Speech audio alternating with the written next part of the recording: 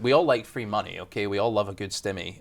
But the Trump kind of campaigning and on getting the deficit down, getting the national debt down, he's had some success with that, and we've seen some good numbers this week. Welcome to The Debrief, where we talk to the Washington Examiner's top journalists about the headlines they're covering and where the story's going next. I'm Sarah Bedford, and I'm here with managing editor Chris Irvine. Hi. And Chris, what started as a pretty aggressive first term for President Donald Trump has kind of given way, it seems, to a more traditional lame duck presidency where Trump doesn't seem to have sort of invincible leverage with Republicans that he seemed to start out with, right? Yeah, and I think it's always a kind of problem that presidents have to navigate, particularly when it's their second term. Mm-hmm. Trump just obviously has the fact that his were kind of divided into two that makes it maybe a little bit more jarring, and also the fact that his first year was so 120 miles an hour with all the different executive orders and the stuff that he's kind of managed to do.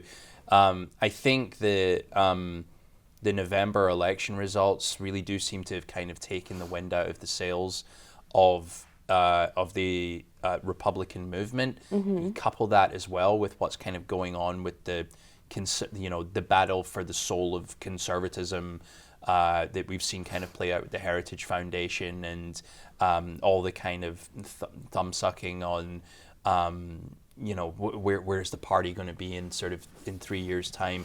It's all kind of contributed to this situation that Trump finally kind of finds himself in, where maybe he isn't the only game in town. So one of the things Republicans are pushing back on is this idea of a $2,000 tariff rebate, so product of collective amnesia about what stimulus checks just did to the economy a couple of years ago. What does that pushback look like? Yeah, well, I think there's starting to be very real conversations, particularly amongst kind of so-called deficit hawks in the Senate.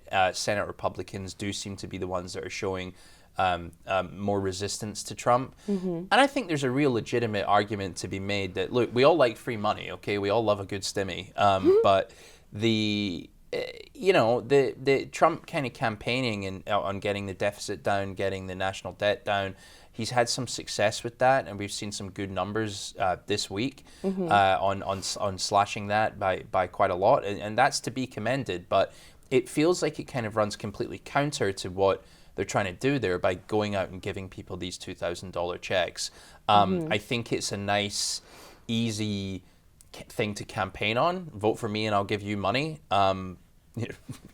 As a word. Sounds good to me. But I think there's also a little bit of you got to think about the bigger picture here. And I personally can't really square the two. And I think there's quite a lot of, well, maybe not a lot, but there's certainly a few Senate Republicans that are sounding the alarm on that now as well.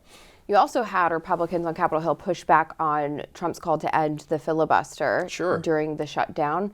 And they ignored his entreaties at first to get them not to pass the Epstein bill mandating the release of Epstein files. Then he said he was totally okay with it. But what do you think those two sort of acts of defiance from congressional Republicans say about Trump's influence? Yeah, so I think on the filibuster, we'll long talk about kind of Trump being thinking in the short term and not necessarily thinking about the long-term ramifications of some of the decisions that he makes and some of his policies. I think with the filibuster, there was quite rightly a pause for thought there that, look, Democrats are not going to be out of power forever, okay? I mean, there's a strong chance that they're going to be back in power in a year's time. And there's always got to be that balancing act of if they get in, then are we going to have shot ourselves in the foot and got rid of that mechanism that would keep them in check? Mm-hmm. Checks and balances are a good thing. It might mean that it frustrates the agenda of the Trump administration and his legacy, but that is a very real thing that the Senate seems to have kind of woken up on and is pumping the brakes on. When it comes to Epstein, this is just a long ongoing saga of the tail that wags the dog, and I think that means that the base of Trump that has never been satisfied. They cultivated that conspiracy theory side of things with Jeffrey Epstein and everything that goes with it, including Trump, including his followers, Kash Patel, Dan Bongino, Pam Bondi, and then it's obvious this is not the first time that we've said this has kind of come back to bite them. Now, the House Republicans, for better or worse, have Thomas Massey, Marjorie Taylor Greene, and the like, said that they want to see justice. They want to see this stuff released.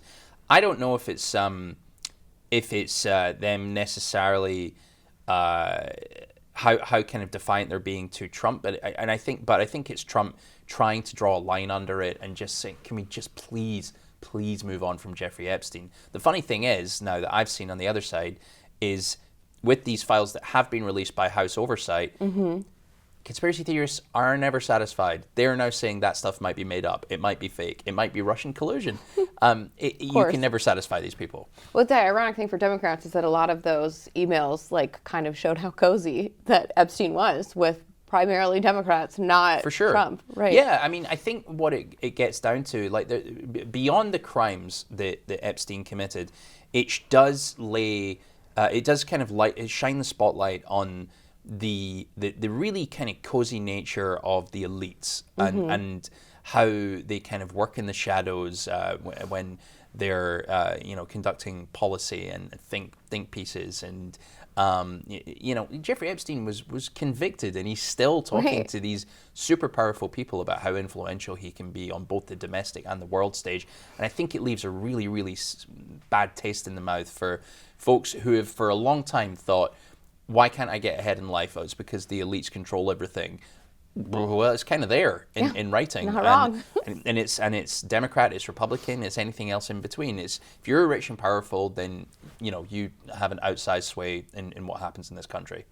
Yeah, that's right. Well, Chris, thank you so much for being here today. You can get more from Chris and the rest of the political team at washingtonexaminer.com.